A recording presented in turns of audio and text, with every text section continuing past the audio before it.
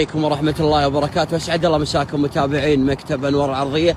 فورد اكسبيديشن 2017 صبغ الوكالة، شرط الفحص، عداد 184، في تعديل على البارد بهذا المتجر، داخليته نظيفة، ومكيف سنترال، أرقام سرية للمزيد من الخصوصية. فورد اكسبيديشن 2017 عداده 184، وعلامة الماكينة عندك سناسر اكزوز، وفي شق بسيط هني سلكوبره، وتضبط الامور تمشي له. راح احطه لكم بسعر طيب باذن الله، بسعر طيب راح يصير 2017 صبغ الوكاله، شرط الفحص، في البكره مالت الغايش طلع صوت يا اخوان، ادري واضح صوتها ولا لا، بس بكره الغايش طلع صوت. الموتر صبغ وكاله، شرط الفحص، غير ماكينه او شاصي وبدي، اذا فيه شيء مكتب انوار العرضيه يتحمل قيمة الفحص. شوف البدي تبارك الرحمن، ما شاء الله تبارك الرحمن، ولونه عجيب.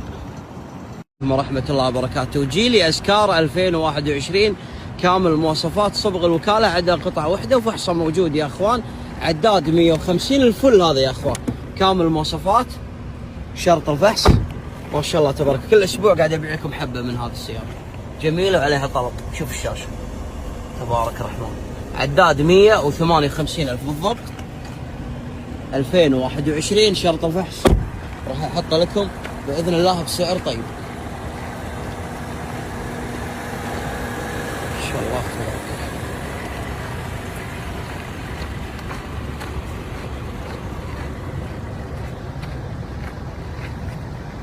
ما شاء الله تبارك الرحمن. بي ام 2023 يا اخوان، حجم 218، بي ام 2023، اللون رمادي ومن داخل احمر.